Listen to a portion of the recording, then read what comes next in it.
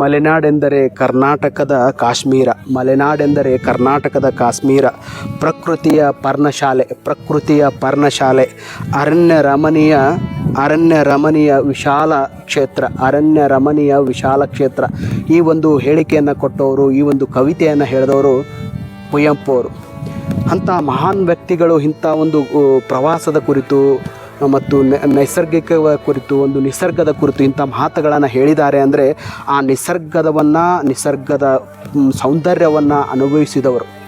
ಅಂಥವರಿಂದಲೇ ಮಾತ್ರ ಇಂಥ ಕವಿತೆಗಳು, ಇಂಥ ವಿಶಾಲವಾದ ಮನೋಸ್ಥಿತಿಯನ್ನು ಬೆಳೆಸ್ಕೊಳ್ಳೋಕ್ಕೆ ಸಾಧ್ಯ. ಅದಕ್ಕೆ ಈಗಿನ ಯುವಕರು ಹೇಳೋದು, ಏನೇನೋ ಮಾಡ್ತೀರಿ, ಏನೇನೋ ಮಾಡೋದರ ಬಿಟ್ಟು ಇಂಥ ಪ್ರವಾಸಿ ತಾಣಗಳಿಗೆ, ಪ್ರವಾಸಿ ಕ್ಷೇತ್ರಗಳಿಗೆ ಹೋದರೆ ನಿಮ್ಮ ಮನಸ್ಸು ಪ್ರಫುಲ್ಲವಾಗುತ್ತದೆ, ಮನಸ್ಸು ಶಾಂತವಾಗುತ್ತದೆ. ನಿಮ್ಮ ನೆಮ್ಮದಿಯ ಜೀವನಕ್ಕೆ ಈ ಪರಿಸರ ಪ್ರೇಮವನ್ನು ಬೆಳೆಸಿಕೊಳ್ಳೋದು ಇಂದಿನ ಕಾಲಘಟ್ಟದಲ್ಲಿ ಅತ್ಯವಶ್ಯಕವಾಗಿದೆ.